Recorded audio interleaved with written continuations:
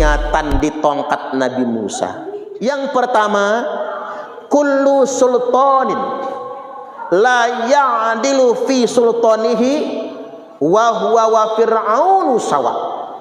Semua penguasa yang tidak adil akan pemerintahannya, maka dia dengan Fir'aun sama. Pedes amat ini Pak. Ini bukan kata saya loh, kata tongkat Nabi Musa kan begitu. Yang berikutnya, kullu alimin la ya'malu bi'ilmihi wa huwa wa iblisu sawa. Setiap orang alim, kiai yang nggak ngamalkan ilmunya, maka dia dengan iblis sama. Nah, kita kan harus adil kalau ngomong. Jangan cuman penguasa sama Fir'aun. Kiai, ustadz juga Pak bisa sama iblis. Wa kullu ghaniyyin la yantafi'u bimalihi wa huwa wa qaruna sawa. Dan setiap orang kaya yang hartanya nggak manfaat, pelit, bakhil, maka dia sama Qarun sama saja. Tapi jangan cuma ngomongin orang kaya dong. Wa kullu faqirin la yasbiru ala faqrihi wa huwa wal qalbu sawa. Dan tiap orang fakir, orang miskin yang nggak sabar dengan miskinnya, yang nggak sabar dengan fakirnya, maka dia dengan anjing sama saja. Serem juga nih Pak. Pokoknya nggak enak dengar ini, nggak enak pokoknya, serba nggak enak. Untung bukan saya loh Pak yang ngomong, ini riwayat loh.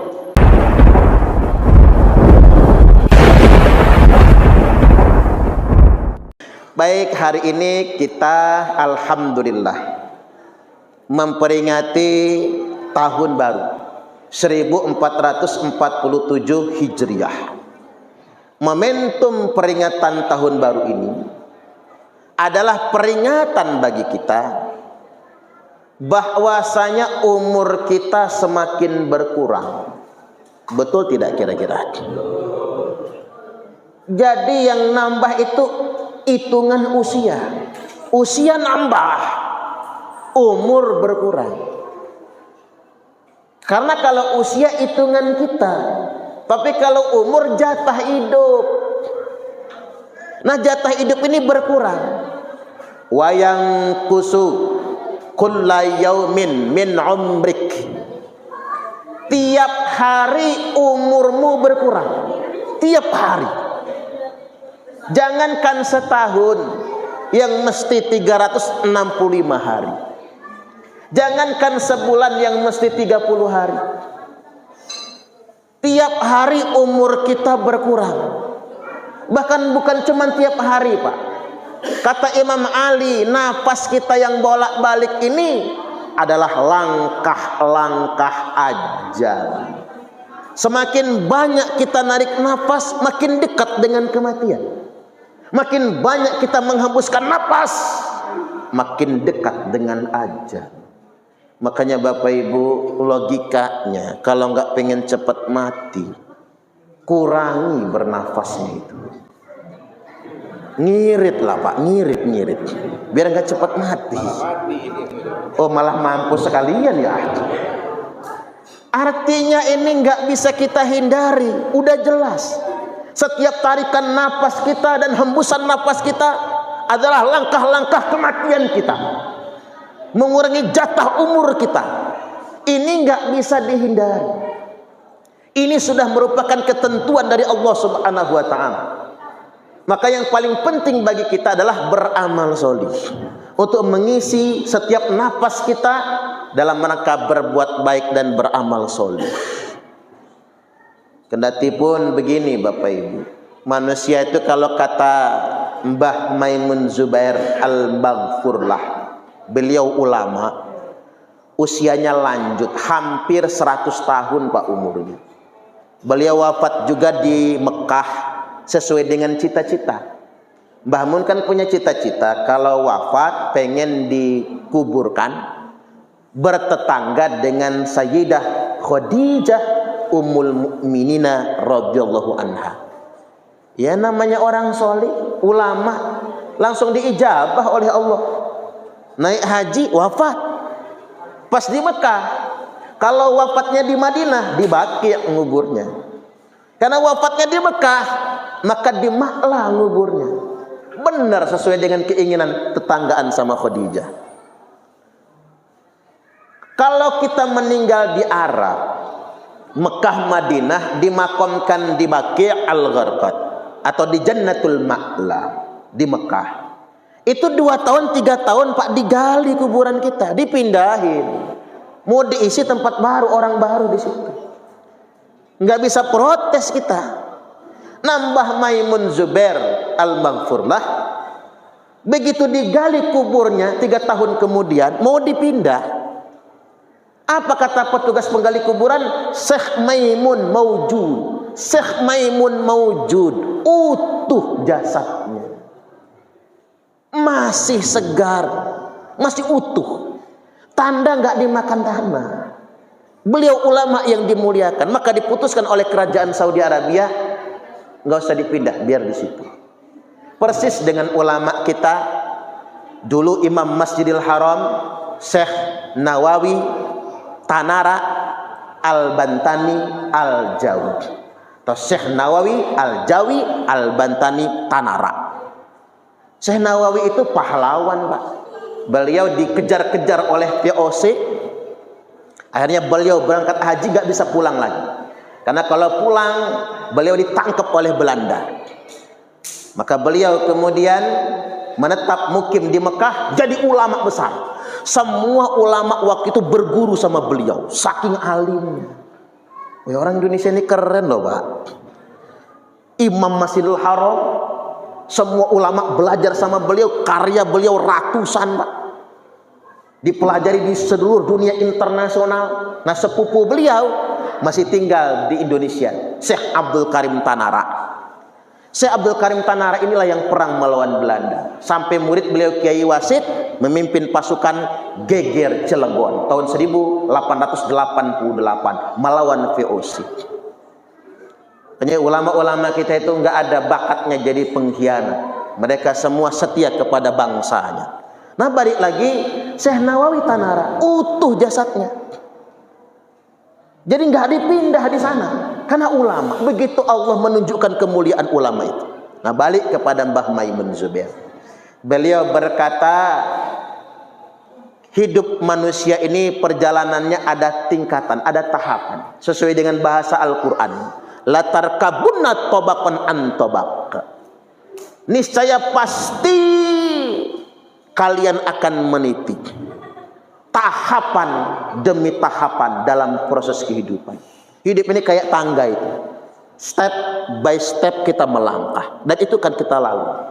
Di antaranya kata Mbah Maimun, umur 0 sampai 7 tahun usia anak-anak. Makanya afdolnya kalau umur masih 7 tahun ke bawah, jangan masuk SD anak kita, Pak. Nggak usah dipaksain. Karena secara ilmiah belum boleh anak di bawah umur 7 tahun diajarin baca sebetulnya. Usia bermain itu, makanya playgroup, PAUD, kan begitu. TK itu bukan tempat belajar baca, bukan. Itu tempat main. Makanya salah kalau guru SD mensyaratkan mau daftar SD harus sudah bisa baca. Salah rumus itu. 0 sampai 7 tahun. 7 sampai 14, nah itu usia menghafal paling baik. Makanya di Mesir ada kutab. Di Mesir itu anak umur segitu diajarin menghafal. Gampang betul menghafal. Nah, kita anak umur segitu kerjaannya main HP. Di negara barat, Pak, anak kecil dilarang megang HP Android ini. Di Jepang dilarang pegang Android. Nah, di Indonesia biar nggak rewel, kasih tuh HP, selesai perkara. Dengerin, Bu.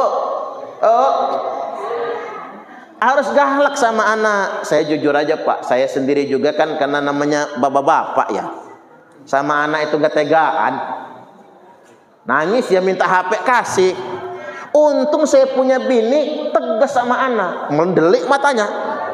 Nggak berani anak saya main HP kalau ada emaknya. Saya pusing betul kalau emaknya lagi pergi. Waduh, diteror saya sama anak suruh megang HP ini. Ya itulah kelemahan bapak-bapak. Makanya harus ada yang tegas. Kalau ibunya terlalu lembut, bapaknya harus galak. Kalau bapaknya lembut, gak tegaan, emaknya yang harus galak. Kalau dua-duanya kalah sama anak, selesai Pak. Jadi apa anak kita? Kalau orang tua kalah sama anak. Makanya anak kita didik 7 sampai 14 tahun. 14 sampai 21 itu usia anak paling labil, gampang ikut-ikutan. Kalau kata orang pintar, efek bandwagon.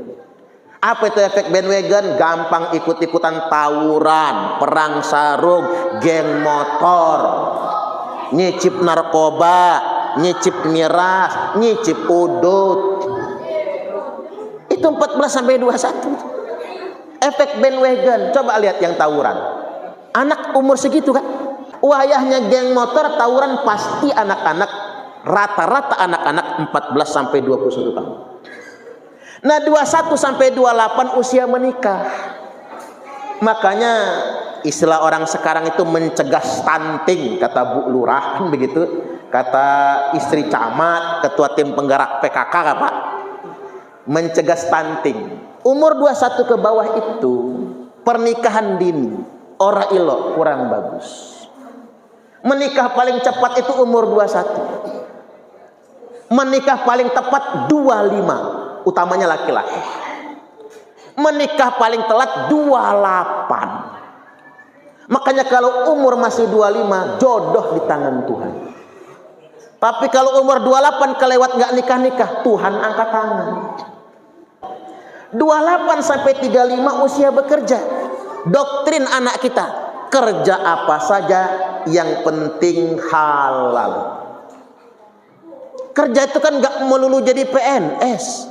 Mengapa di Jepang maju? Karena anak muda berinovasi, bukan ngantri daftar PNS. Di Eropa, Amerika, nggak ada Pak yang berduyun-duyun ngantri jadi PNS itu. Anak muda berkarya, makanya mereka negaranya maju. Nah kita seolah-olah nggak ada kerjaan kalau nggak jadi PNS, seolah-olah dalam tanda kutip. Ya kalau semua orang jadi PNS, bangkrut negara ini. Siapa yang ngegaji kan begitu. Jadi tidak produktif. Yang penting halal. 35 sampai 42 usia kaya, kata Mbah Maimun Zubair. Makanya kalau sampai umur 42 kita kaya, mudah-mudahan bakal kaya selamanya. Allahumma amin. Tapi nggak enaknya kalau melarat Pak. Sampai umur 42 itu. Kata Mbah Maimun, terima melarat. Walaupun kita ini harus pakai perspektif orang bijak. Kaya itu bukan soal harta, tapi kaya itu soal rasa. Cocok atau cocok kira-kira? Soal rasa itu kaya itu. Betapa banyak orang yang katanya kaya harta tapi miskin rasa. Tidak sedikit orang yang katanya kelihatan miskin harta tapi kaya rasa. Bukan kaya yang membuat Anda bahagia, tapi rasa bahagia yang membuat kalian jadi kaya. Bukan kaya yang membuat Anda bersyukur, tapi bersyukurlah yang membuat Anda menjadi berasa kaya. Ada kata-kata begini, uang bukan segalanya, tapi segala-galanya butuh uang. Halo Bu, dengar ya Bu? Uang bukan segalanya, tapi segala-gala butuh uang. Saya mendobrak tagline itu Pak, nggak setuju saya. Mengapa saya tidak setuju? Tidak selamanya segala sesuatu itu butuh uang. Contohnya apa? Berkah. Berkah nggak bisa dibeli pakai uang. Tenang nggak bisa dibeli pakai uang. Bahagia nggak bisa dibeli pakai uang. Maka mari kita tinggalkan tagline itu, karena berkah itu rumusnya dari Allah, nggak dari kita. Nggak bisa dibeli barokah itu. Makanya kita sering ngomong ngalap barokah, karena barokah nggak bisa dibeli pakai uang. Mudah-mudahan hidup kita semua berkah. Allahumma amin. Umur 42 sampai 48 usia tobat. Nah, yang umurnya sudah 42 lewat, Yang merasa belum tobat, tobatlah. Yang bahaya itu kalau umur sudah 49 kelewat, nggak tobat-tobat, itu namanya sayur nangka bumbu kemiri, tua bangka nggak tahu diri, alias tua-tua keladi, makin tua makin jadi. Bablas takutnya Pak. 49 sampai 56 usia termatang manusia. Makanya Bapak Ibu kalau pengen tahu usia manusia paling matang, 49 56. Itu jadi apapun hebat Bapak Ibu. Makanya saya ini umur saya masih 42 Pak. Kalau ada yang ngira-ngira lebih dari 42 berarti saya boros muka, berarti kan gitu. 42 belum matang, belum matang. Yang matang itu 49. Kalau umur sudah 49 itu jadi lurah, jadi camat, jadi wali kota, bupati, jadi gubernur, jadi presiden, wakil presiden, itu matang. Kemudaan enggak lagi, ketuaan juga enggak. Kalau sudah ketuaan susah juga kan, ngapa-ngapa. Sepintar-pintar anak muda, sepintar-pintar anak muda, belum matang jiwanya, belum matang. Kalau pengen matang tuh usia begitu. Nah 56 sampai 63 ini kunci. 56 sampai 63 usia aja. Maka angka kematian tertinggi 56 sampai 63. Itu paling banyak. Makanya Bapak Ibu yang sudah 56 lewat, siap-siap. Kayaknya nggak lama lagi tuh kayaknya Pak. Coba disurvei Pak, angka kematian tertinggi 56 sampai 63. Dan ada ciri-ciri. Ciri-ciri orang mau mati itu kan telapak kakinya melengkung. Coba periksa telapak kaki masing-masing. Jangan-jangan sudah melengkung lagi Pak. Dan orang yang sudah mau mati itu tulang belakangnya kan lepek. Kalau terlentang di lantai, rata dengan lantai. Duduk pun mesti cari senderan. Coba lihat yang nyender-nyender Pak.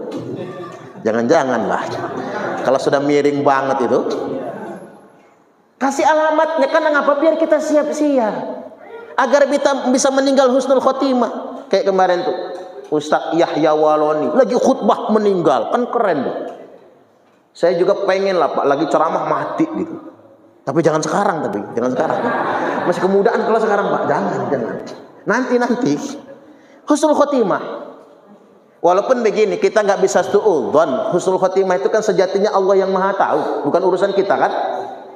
Ada preman mati di masjid, ada ustadz mati di lokalisasi pemandangan sana. Kayak pernah aja ke pemandangan ya Pak, soalnya kan pemandangan tuh ada ustadz mati di pemandangan, preman mati di masjid, rame mulut emak-emak. Kebalik kata emak-emak, masa preman di masjid, ustadznya di pemandangan, dasar cabul. Ntar dulu ngomong begitu, usut punya usut. Ternyata ustadz yang mati di lokalisasi lagi dakwah, kena serangan jantung, meninggal Pak, wafat. Nah preman yang mati di masjid bukan lagi sholat, lagi maling ampli. Lagi maling ampli, kesetrum listrik, matilah dia. Ya kan wallahu a'lam, hanya Allah yang Maha tahu. Nggak bisa kita ngeker secara zahir, karena ini urusannya gaib. Allah yang Maha tahu, kan begitu. Tapi mudah-mudahan kita semua mati husnul khotimah. Allahumma amin. Umur 63 sampai 70 itu tanda panjang umur. Makanya Bapak Ibu, kalau umur sudah 63 lewat Pak, udah masuk ke fase panjang umur itu. Yang rentan kan 56 sampai 63 itu yang rentan. Kalau sudah 63 lewat, aman sudah urusan. 63 sampai 70 itu. Apalagi di fase berikutnya 70 ke 77, bener-bener panjang umur. Kalau yang sudah lewat 70 itu udah panjang umur beneran tuh. 70, 77. Cuman yang jadi soal, kalau sudah sampai angka 77 belum mati. Nah 77 kelewat, itu malaikatnya lupa Pak. Lupa nyabut nyawa nih malaikat. Ini bakal lama nih, kesuwen, nggak mati-mati nih. Kalau sudah kayak gitu nggak mati-mati malahan. Makanya kalau sudah umur 78, 80 sakit aja kok nggak mati-mati kan. Sampai udah berak kencing di kasur, udah pakai apa, kena prostat lah, kupingnya udah budek, matanya sudah rabun, jalan sudah susah, tapi kok nggak mati-mati. Repot anak cucu ngurusin, Pak. Akhirnya manggil jamaah masjid suruh yasinan. Nggak lama habis diyasinkan mati, meninggal dia. Jadi kalau ada orang sakit diyasinkan itu bukan ngedoain biar cepat mati, bukan. Sekedar mengingatkan malaikat kalau lupa. Kata malaikat apa? Untung lo yasinin, inget gua, kata dia. Guyonannya kan begitu. Nah inilah hidup latar kabunna tobakan antobaka. Niscaya pasti tahapan demi tahapan dalam hidup ini akan kalian lalui. Maka muhasabah pertama pada momentum pergantian tahun ini adalah ini peringatan bagi kita, umur kita semakin berkurang. Mari kita muhasabah untuk benar-benar mempersiapkan amal untuk esok hari. Ya ayyuhalladzina amanu taqullaha wal tanzur nafsum ma qaddamat lighad. Wahai orang-orang yang beriman, bertakwalah kalian semua kepada Allah. Wal tanzur nafsun, dan setiap diri hendaklah mempersiapkan apa yang sudah dia persiapkan, ma qaddamat lighad, sebagai persiapan bekal lighadin untuk esok hari. Esok di sini bukan minggu depan, bukan tahun depan. Esok di sini adalah di akhirat nanti, bekal kita ketika menghadap Allah Subhanahu wa taala. Ini yang terpenting. Karena begini, dunia ini tempat kita nandur. Sawah ladang akhirat, panennya nanti di akhirat. Bagi orang mukmin itu, Pak, dunia ini cuman persekot. Bapak Ibu rajin zakat, rajin sedekah, hartanya nggak ngurang, malah nambah. Nambahnya itu persekot, Pak. DP, hanya DP. Bapak-bapak rajin sholat, rajin ke masjid, anaknya soleh-solehah semua, barokahnya itu persekot, cuman DP itu. Ibu-ibu berbakti sama suami, syukur, akhirnya nggak punya utang, hidup tenang, itu persekot, itu DP. Cash bayarnya bukan di dunia nanti, sabar. Cashnya di akhirat nanti, cashnya itu Allah lunasi semua. Dan Allah tidak akan pernah menzolimi kita. Allah kasih dengan balasan yang berlipat ganda. Mudah-mudahan kita semua masuk surga. Allahumma amin, amin ya rabbal alamin. Kemudian yang berikutnya, yang kedua, sebagai bahan introspeksi, saya ini melihat fenomena zaman yang sungguh sudah luar biasa ini, Pak. Saya jadi ingat dengan peringatan di tongkat Nabi Musa. Tongkat Nabi Musa itu tuluha asyratu adru'. Panjangnya itu 10 dhira', 10 hasta. Kalau satu hasta itu 50 cm, berarti 5 meter itu, Pak. Panjang tongkat Nabi Musa itu. Walaha syu'batan. Tongkatnya ini ada 2 cabang. Oh, kebayang ya? Ada cabang 2 begitu kan, kebayang ya tongkatnya ini. Nah, di tongkat yang panjang 5 meter ini ada 4 kalimat sebagai bahan introspeksi bagi diri kita. Yang pertama, kullu sultanin la ya'dilu fi sultanihi wa huwa wa fir'aunu sawa. Semua penguasa yang tidak adil akan pemerintahannya, maka dia dengan Fir'aun sama. Pedes amat ini, Pak. Ini bukan kata saya loh, kata tongkat Nabi Musa kan begitu. Yang berikutnya, kullu alimin la ya'malu bi'ilmihi wa huwa wa iblisu sawa. Setiap orang alim, kiai, yang nggak ngamalkan ilmunya, maka dia dengan iblis sama. Nah, kita kan harus adil kalau ngomong. Jangan cuman penguasa sama Fir'aun. Kiai, ustadz juga, Pak, bisa sama iblis kalau nggak ngamal ilmunya. Wa kullu ghaniyyin la yantafi'u bimalihi wa huwa wa qaruna sawa. Dan setiap orang kaya yang hartanya nggak manfaat, pelit, bakhil, maka dia sama Qarun sama saja. Tapi jangan cuma ngomongin orang kaya dong. Wa kullu faqirin la yasbiru ala faqrihi wa huwa wal qalbu sawa. Dan tiap orang fakir, orang miskin yang nggak sabar dengan miskinnya, yang nggak sabar dengan fakirnya, maka dia dengan anjing sama saja. Serem juga nih Pak. Pokoknya nggak enak dengar ini, nggak enak pokoknya, serba nggak enak. Untung bukan saya loh Pak yang ngomong. Ini riwayat loh. Ini tertulis dalam kitab Madarijus Su'ud. Kitab Madarijus Su'ud ini karya siapa? Syekh Nawawi Al-Jawi Al-Bantani. Syekh Nawawi Tanara tadi itu. Ini sarah kitab Barzanji. Masih ada Barzanji kan di lingkungan kita ini? Oh jangan ditinggalin Pak Barzanji itu. Ya, karya Syekh Ja'far Al-Barzanji itu salawat, itu syair-syair salawat. Nah di sarah, kitab sarahnya namanya Madarijus Su'ud. Di situ dituliskan sedemikian rupa. Nah saya ingin pada momentum malam ini, yuk di momentum tahun baru ini kita jadikan 4 kalimat ini sebagai cermin.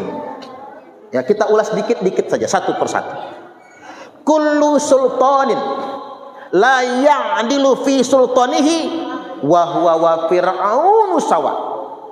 Semua penguasa, semua pejabat yang tidak adil, yang zolim, yang korupsi, menyelenggarakan pemerintahan yang nggak benar Pak, maka dia dan Fir'aun sama saja.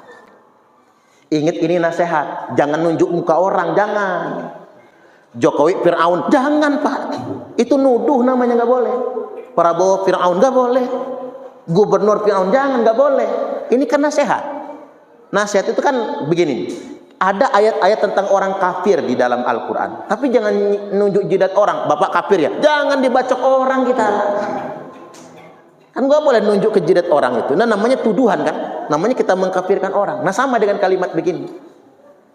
Karena mengapa saya perlu jadikan ini sebagai barometer? Kita ini bangsa dengan jumlah penduduk 287 juta jiwa. Banyak betul. Udah mau 300 Pak. Negara kita ini rata-rata muslim, tapi kok nggak maju-maju. Cina yang jumlah penduduknya 1,4 miliar, hampir 1,5 miliar. Beban penduduknya luar biasa, tapi Cina maju. Ekonominya tumbuh maju, militernya maju, politiknya maju. Amerika ketar-ketir tuh sama Cina. Amerika punya penduduk 300 juta sekian, hampir 400 juta penduduk Amerika itu. Amerikanya maju Pak. Bahkan Amerika itu secara politik dialah yang memimpin dunia. Secara teknologi persenjataan tercanggih dunia internasional. Makanya Amerika menjadi negara yang paling arogan. Nah kita jumlah penduduknya kan keempat, mestinya kita ini maju juga. Nah malah kita ini gak maju-maju. Amerika bikin pesawat siluman F-35. Makanya Amerika Israel punya pesawat siluman F-35. Diladeni sama Iran dengan rudal hipersoniknya. Nah kita, Amerika ngirim F-35, Iran ngirim rudal hipersonik, orang Indonesia ngirim santet. Kirim santet. Orang mah nuklir canggih, kita mah banaspati. Kadang-kadang meledak di atas rumah, tuh masalah. Ya kalau dia meledaknya masih di atas Pak, insya Allah yang isi rumah selamat. Tapi kalau dia berhasil masuk, apa jadinya penghuni rumah itu? Kapan mau majunya kita ini? Yang diandelin santet. Coba ngapa santet itu selalu pakai barang pribadi? Kuku, rambut, bajunya, terutama celana dalam. Makanya hati-hati ibu-ibu jemur celana dalam. Khawatir Pak diambil orang. Makin lama dipakai Pak, makin mudah orang nyantetnya. Apalagi yang udah bolong-bolong. Makanya hati-hati itu. Ngapa nyantet itu pakai barang begitu? Berarti yang bisa nyantet kita itu bukan orang jauh, bukan Donald Trump, bukan Benjamin Netanyahu, bukan Pak. Yang bisa nyantet kita itu bisa jadi tetangga sendiri, saudara sendiri, teman sendiri. Makanya bangsa ini nggak pernah maju-maju karena gegaweannya begitu. Angin kenceng dikit apa kata orang Jaseng Pak? Anas ngirim deh. Anas ngirim Pak. Allahu Akbar. Nggak maju-maju bangsa ini. Paling bantur ya gitu. Nah negara ini Bapak Ibu orang sudah berteknologi, sedangkan negara ini masih berkutat dengan korupsi. Kapan majunya kita? Kalau nggak dikorupsi dari sektor tambang saja Pak, itu per kepala dapat 20 juta sebulan. Kita ini kalau nggak dikorupsi lebih sejahtera dari Amerika Serikat kita ini. Kalau nggak dikorupsi, gimana kita mau sejahtera? Timah dikorupsi 300 triliun, Pertamina dikorupsi. Kemarin tuh sektor migas berapa? Hampir 1000 triliun kan? PLN dikorupsi. Migor minyak goreng zaman Covid Pak dikorupsi, numpuk duitnya di kejaksaan itu Pak. Mapas ribuan triliun. Itu kalau dibelikan cendol semua itu tenggelam Lampung sama laut cendol Pak. Saking banyaknya itu korupsi. Makanya saya usul sama pemerintah itu MBG makan bergizi gratis itu. Anggarannya 300 sampai 400 triliun per tahun. Itu sangat rentan dijadikan bancakan Pak. Bancakan korupsi.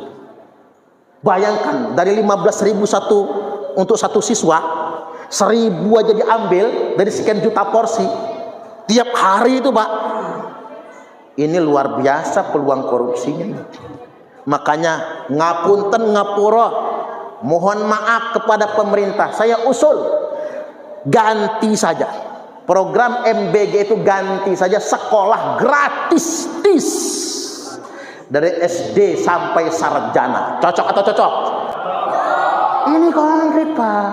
Ini konkret banget programnya kalau ingin mensejahterakan rakyat. Cobalah bapak-bapak kita pakai logika orang bodoh aja Pak. 400 triliun per tahun MBG. Kita ini kan provinsi paling 40 sama Papua yang baru nambah itu kan. Satu provinsi kasih aja 10 triliun setahun. Untuk membangun jalan 10 triliun setahun untuk bangun jalan. Mulus jalan seprovinsi Lampung ini Pak. Kemarin viral kan Lampung gara-gara jalan rusak. Pak Gubernur Arinal Junaidi dibully orang sejagat medsos se-Indonesia ini Pak. Gara-gara itu kan. Tapi gara-gara itu kita dapat bantuan dari presiden berapa? 800 miliar. Nyengir Pak Gubernur.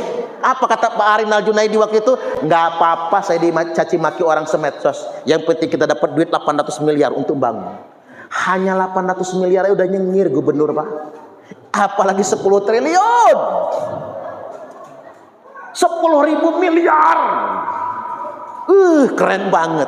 Kalau saya gitu aja pakai logikanya. Kalau benar pemerintah ini ingin mensejahterakan rakyat, itu baru program. Sekolah gratis, bangun infrastruktur itu baru program.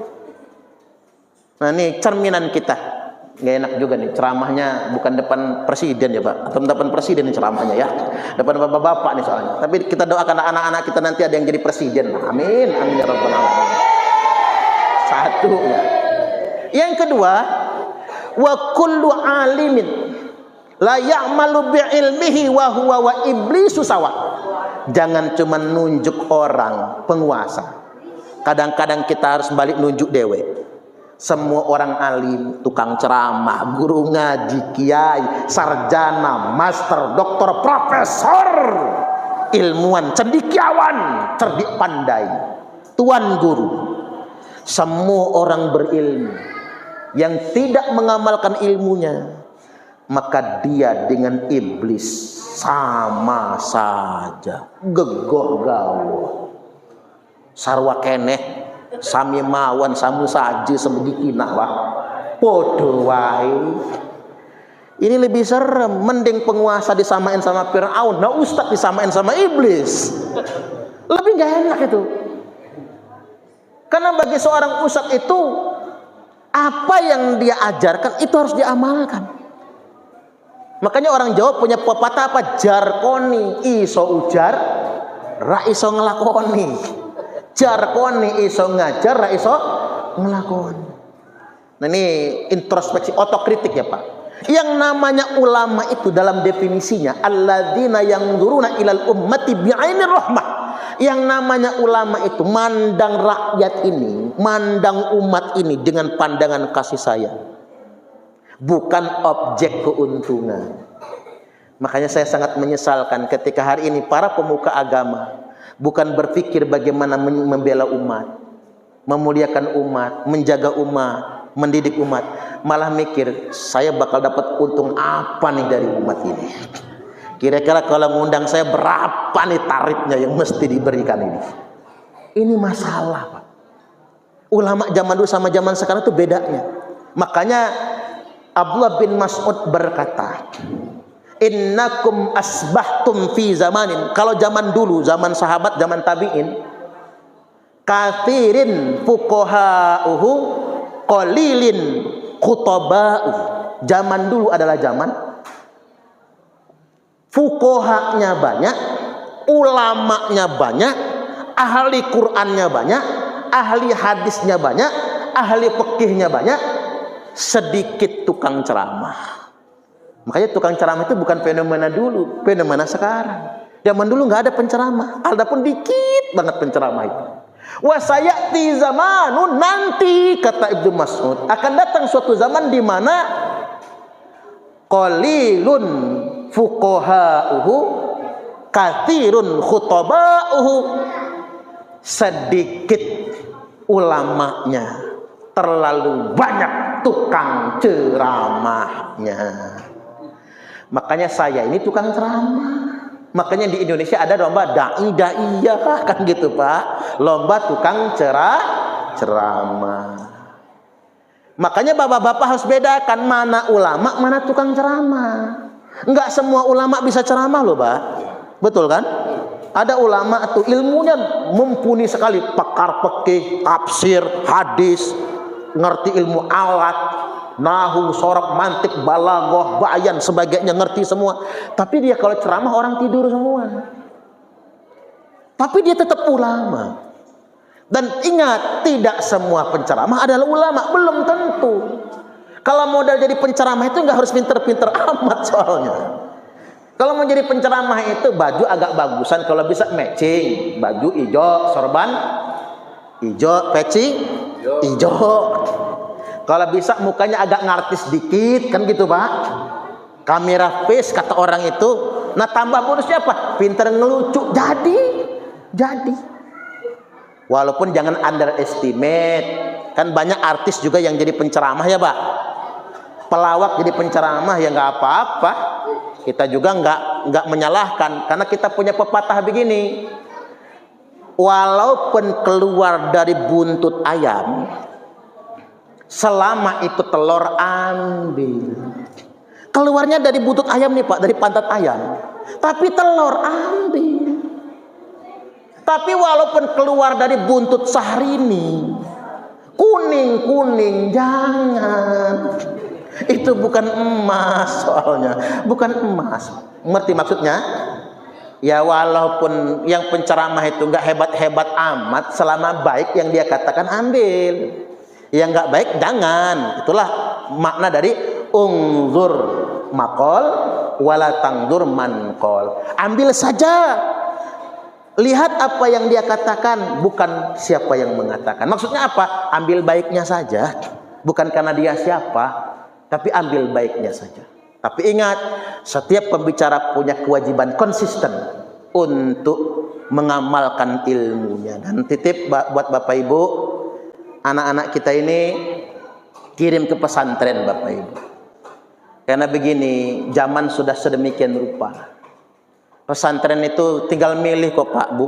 Mau yang mahal banyak Pak. Yang 2 juta sebulan SPP-nya, uang masuknya 20 juta banyak. Satu kamar cuma 4 orang pakai AC ada. Yang agak sedengan ada. Yang murah ya kita tuh termasuk murah loh Pak. Dulu saya tuh pondok kita itu 300.000 loh sebulan. Itu hanya uang makan saja itu 10.000 sehari. Sekarang karena beras naik terus ini, maka saya buat 400.000 Pak uang makannya itu. Itu termasuk murah. Dan bangunan apapun tidak dibebankan kepada santri. Termasuk gaji guru Pak, tidak dibebankan kepada santri. Ustazahnya saya ada usaha yang lain untuk menggajinya. Anak-anak itu yang penting mau mondok aja. Sampai segitunya. Yang gratis juga ada, panti asuhan tapi. Cuman sumbang saran ya Pak, kalau masih ada bapak ibunya jangan ke panti asuhan ya Pak. Nanti kan begitu dapat santunan, anak yatim piatu, emaknya masih hidup, bapaknya masih hidup. Cepat mati akhirnya mas sama bapaknya itu. Didoain deh soalnya. Ya kalau masih ada segar bugar bapak ibunya sambang saran jangan ke panti asuhan, ke pesantren. Walaupun anak yatim kita terima di pesantren kita, seperti yang saya katakan tadi, nggak ada biayanya. Bahkan beasiswanya sampai kuliah loh kalau anak yatim itu dikirim ke pondok pesantren. Kalaupun nggak mau ke pondok pesantren anak-anak ini maunya SD, SMP, SMA, Unila, ya nggak apa-apa juga daripada kabur-kaburan. Tapi buat komitmen sama anak, kirim ke guru ngaji. Nah kalau ngirim anak ke guru ngaji itu jangan suruh berangkat dewe, daftarkan dulu. Abi, umi, ustadz, ustazah, titip anak kami. Mohon ajarkan Quran. Kalau dia nakal marahin, kami orang tua nggak tersinggung. Kalau dia ngelawan, gebuk aja pantatnya, betisnya, asal jangan kepalanya. Kami orang tua terima. Itu pendidikan. Tapi kalau dia goblok, ngaji nggak nyambung-nyambung, sabar Bu Ustazah, Pak Ustaz. Mungkin keturunan, nggak jauh beda sama bapaknya. Apalagi emaknya. Iya dong Pak. Dan jangan sayang sama apa ya namanya itu sahriyah. Keluarkan sahriyahnya buat guru ngaji. Guru ngaji itu guru paling ikhlas loh Pak sedunia internasional. Betul nggak kira-kira? Nggak ada yang seikhlas guru ngaji. Nggak ada guru ngaji demo minta diangkat PNS, nggak ada. Guru ngaji demo minta diangkat ASN P3K, nggak ada. Guru ngaji itu dikasih orang tua, alhamdulillah seneng bukan main. Nggak dikasih walaupun ngarep Pak nggak kena nagih nggak. Mengapa dia nggak mau nagih, nggak mau marah? Walaupun orang nggak bayar SPP, dia tahu Quran yang diajarkan. Nggak mau dia menjaga kehormatan Quran. Kadang-kadang kasihan guru ngaji itu. Beras udah habis, token udah bunyi, nit. Bini sudah monyo. Waduh kasihan bener Pak sama guru ngaji itu. Kadang-kadang kita ini sekilit Bapak Ibu. Mengapa saya katakan sekilit begini Pak? Kita nyari penceramah kondang, berani bayar mahal loh Pak. Sekarang penceramah nasional itu 60 juta, 100 juta, berani bayar. Tapi sama guru ngaji pelit. Nggak ketang 100.000 sebulan saja berat betul. Padahal mohon maaf Bapak Ibu, kalau ada yang mati keluarga kita yang ngurusin jenazah, bantu mimpin jenazah itu ustadz kampung atau penceramah kondang? Ustadz kampung kan. Tuh undang penceramah kondang, tolong bantuin ngapain jenazah bapak saya. Mana mau dia datang Pak? Kan begitu. Yang mimpin tahlil itu penceramah kondang apa ustadz kampung? Ustadz kampung, ustadz lingkungan kita. Maka muliakanlah ustadz-ustadz yang ada di lingkungan kita, guru-guru ngaji itu. Jangan sayang-sayang Pak. Wong kita ngudut aja dimurah-murahkan 10.000 sehari, sebulan 300.000. Nggak salah dong Pak kalau buat udut 300.000, buat guru ngaji 300.000. Guru ngaji dapat 300.000 satu santri, nggak usah banyak-banyak santrinya, 20 aja. 300 kali 20 6 juta. Nyicil agi ya guru ngaji. Ya iya dong Pak. Saya pakai logika sederhana. Ada bapak-bapak protes, kan saya nggak ngudut Pak Ustadz. Apalagi nggak ngudut, double 600.000. 600 kali 20 Pak 12 juta. Nggak jadi Agia Innova ngambilnya. Jadi ngasih guru ngaji itu niatkan memuliakan ilmu Al-Quran. Bukan enak aja dia, bukan. Kita muliakan. Wayahnya mau lebaran beliin sarung BHS guru ngajinya itu. Sedemikian rupa kita muliakan. Oke, lanjut dikit lagi. Kalimat ketiga, kullu ghaniyin la yantafi'u bimalihi wa huwa waqaruna sawa. Setiap orang kaya yang hartanya nggak manfaat, pelit, naudzubillah, gawenya flexing, pamer, dia mah korun gegoh gawah, sama aja, nggak ada bedanya sama korun. Kita ini kan di negeri Indonesia ini banyak orang flexing, makanya saya sekarang mengkritik artis-artis tuh beli bathtub. Tahu bathtub nggak, Pak? Bak mandi itu harga 3 miliar. Padahal di kita ini, Pak, kalau cuman bak mandi 200.000 dapat gede banget. Mereknya anti pecah itu loh, Pak. Yang warna hitam itu. Gede banget sudah dapatnya itu, Pak. 200.000 itu gede banget. Nah, mereka 3 miliar. Beli tas 1,5 miliar, berjejer lagi. Beli jam yang harganya miliaran, kan begitu. Ya kayak kemarin pemain bola dapat hadiah jam kan. Jam apa sih namanya itu, Pak? Rolex ya, jam Rolex. Merek jamnya aja nggak tahu saya itu. Itu jam mahal. Kalau ini beli gocap harganya 50.000 kan begini. Jam mahal. Saya itu begini, Pak. Duit dia. Mau beli bathtub 3 miliar, duit dia. Ada yang beli kloset toilet itu 5 miliar, Pak, dari emas terbuatnya. Duit dia. Tapi nggak pantas dipamerkan. Apa kalau kata orang bijak, jangan pamer kekayaan di tengah-tengah masyarakat miskin, itu menyakitkan. Jangan pamer kesenangan di tengah-tengah orang susah. Jangan pamer perut kenyang di dekat orang yang lapar. Jangan pamer nikmatnya sehat di dekat orang yang sakit. Pamer makan sate kambing enak dekat orang stroke, nyakit itu, Pak. Termasuk jangan pamer kemesraan di dekat orang yang jomblo, lebih nyakit lagi itu. Jadi makanya orang kaya yang hanya memamerkan hartanya, pelit dengan sesamanya, sama dengan korup. Makanya orang bijak berkata begini, orang kaya bolak-balik umroh dengan alasan rindu rumah Allah. Padahal Allah lebih rindu dengan orang kaya yang berbagi dengan fakir miskin. Udah ge Bapak Ibu yang sudah pernah haji sekali aja, yang sudah umroh sesekali aja, jangan sering-sering. Mahal umroh itu 35 satu orang, laki bini 70. Ada kalanya mah tahun ini kita nggak usah umroh ya mah, yuk kita bagiin saja buat fakir miskin. Keren. Allah lebih rindu dengan orang kaya yang berbagi dengan fakir miskin. Sesuap nasi yang engkau berikan kepada orang yang lapar itu lebih baik daripada membangun 1000 masjid jami. Ini kata siapa? Kata Syekh Abdul Qadir Al-Jilani qaddasallahu sirrahul aziz. Syekh Abdul Qadir Al-Jilani ini yang berkata begitu. Mari kita berbagi. Nah, yang terakhir, yang keempat, kullu fakirin la yasbiru ala faqrihi wa huwa wal qalbu sawa. Semua orang fakir miskin yang nggak sabar sama fakirnya, maka dia sama asu teguh gawah, sama aja. Udah melarat miskin, sholat nggak pernah, ke masjid nggak pernah datang, Idul Fitri nggak nongol, nggak pernah syukur, kerjaannya maksiat, gawenya main judi online, kan begitu. Ngarep ada rezeki mendadak, kan begitu. Maka dia dan anjing sama saja. Tapi jangan tunjuk jidatnya ya Pak, dibacoknya kita. Lo melarat lo, dasar lo melarat, sholat kagak, ke masjid nggak pernah, anjing lo, keluar golok Pak. Jangan macam-macam. Ini bukan buat menunjuk jidat orang, bukan, tapi buat peringatan. Kadang-kadang kita sedemikian rupa, banyak orang yang hidupnya wiridnya jikalau wiridnya. Akhirnya apa? Ingin kaya mendadak main game online. Dari mana rumusnya Bapak Ibu kaya dengan main game itu? Main game online itu, main judi online. Nggak bisa Pak. Itu operator yang ngurus. Saya nih jadi operator nih Pak. Ya saya. Nih menangin dulu lah buat mancing. Habis itu sikat semua hartanya. Nggak ada rumusnya.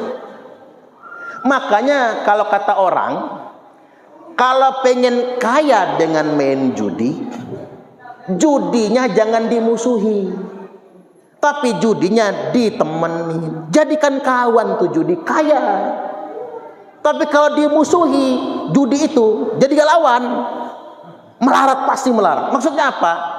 Kalau mau kaya jangan jadi pemain, kan itu lawan. Kalau pengen kaya jadi bandar. Jadi bandar, Pak. Bandar koprok, judi konvensional. Jadi kalau pengen kaya tuh anak-anak muda kaya dari main judi online, jadi bandar, bikin aplikasi judinya. Apa aplikasinya? Bandar Lampung 08. Misalnya kan. Bikin tuh nama judinya apa? Bikin programnya. Maksud saya begini, kalau dia kaya dengan jadi bandar judi online, ya sekurang-kurangnya Bapak Ibu, dia kaya di dunia. Nggak apa-apa walaupun di akhiratnya sengsara kan gitu. Ini sudah main judi, di dunia melarat, ditinggal bini kabur, Bang, nggak tahan bini. Kalau utang banyak kan begitu. Di dunia melarat, akhirat masuk neraka, kelar hidup lu. Nggak enak yang kayak gitu. Makanya kalau pepatah orang dulu, lebih baik makan singkong kenyataan daripada makan roti tapi ngimpi. Boleh berharap burung terbang tinggi, yang terbang tinggi, tapi punai di tangan jangan dulu dilepas, kata Pak Zainuddin MZ. Karena yang di depan mata jangan dilepas, jangan hidup menghitung jikalau. Yang namanya rezeki min haitsu la yahtasib, Pak. Dari arah yang tidak disangka-sangka itu bukan hitungan kita, nggak bisa dihitung dari judi. Saya ngambil pesantren putri itu, Pak. Nilai asetnya 5 miliar lebih itu. Itu menurut saya rezeki yang tidak disangka-sangka. Karena ngapa? Saya hanya mengeluarkan uang 300 juta. Dapat tanah setengah hektar, bangunan asrama kapasitas 300-500 santri, masjidnya sudah 2, ada rumahnya, ada SD-nya, ada SMP-nya, SMA-nya 3 tingkat ke atas. Miliaran itu, Pak. Itu min haitsu la yahtasib. Allah yang kasih. Karena kita tidak pernah mengkomersilkan pesantren. Nanti Allah kasih gantinya. Nah, kayak contoh nih, sekarang Agam Rinjani. Tahu Agam Rinjani? Yang menyelamatkan wisatawan dari Brazil. Dia nggak pernah berhitung. Turun ke dasar, ngambil jenazah. Orang Brazil saking simpatik sama dia, ngirim duit, Pak. Sudah 1,3 miliar duit di rekening dia. Tuh min haitsu la yahtasib. Jadi bukan dengan main judi. Ada anak muda, kalau tidak salah sejak tahun 2021, anak remaja SMA ini, Pak, kebetulan udah punya HP, tiap hari mukanya dia foto. Nggak ganteng orangnya, biasa aja, jelek malahan. Tapi dia foto tiap hari. Hari ini foto, besok foto, terus tiap hari foto. Setahun 365 tuh fotonya. Selama 5 tahun, laku taunya fotonya itu, Pak. Tapi nggak kolong sehari pun, laku fotonya berapa? 1,2 miliar, langsung sugih. Artinya Bapak Ibu, itulah hidup. Namanya rezeki dari arah yang tidak sangka-sangka itu pakai skenario Allah, bukan rekayasa manusia. Makanya pada kesempatan kali ini mari kita semua introspeksi diri. Terakhir, orang boleh bilang, Pak, kita hidup pas-pasan. Tapi ingat, jangan pernah bermental miskin. Mari kita bermental kaya.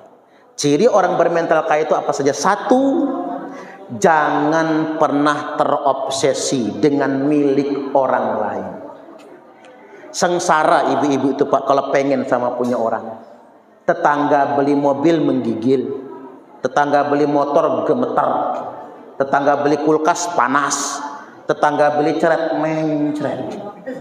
Termasuk bapak-bapak ini nggak bahagia hidup, Pak, kalau mengenin bini tetangga.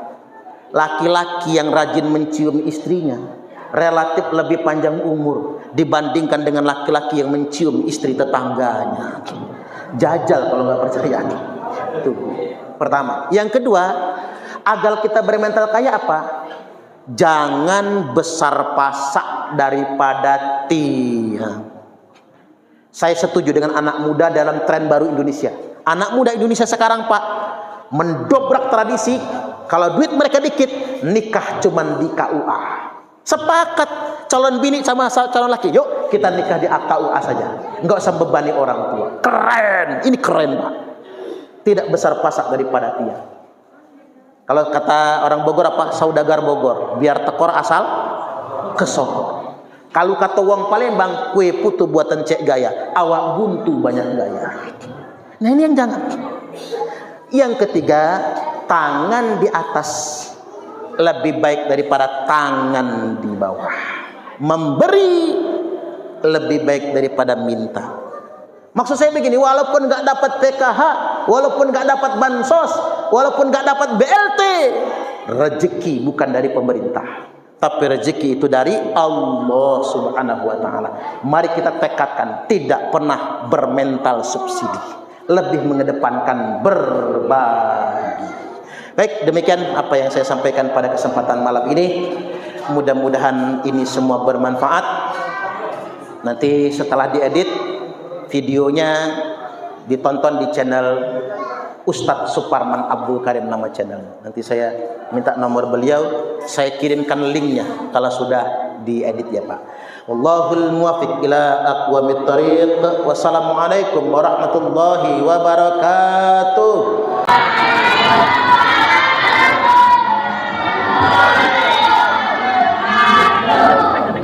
Kami adalah Laskar Sabilillah, pecinta Wali Songo dan para anbiya, pewaris peradaban Islam di Nusantara hingga berkibar bangsa Indonesia.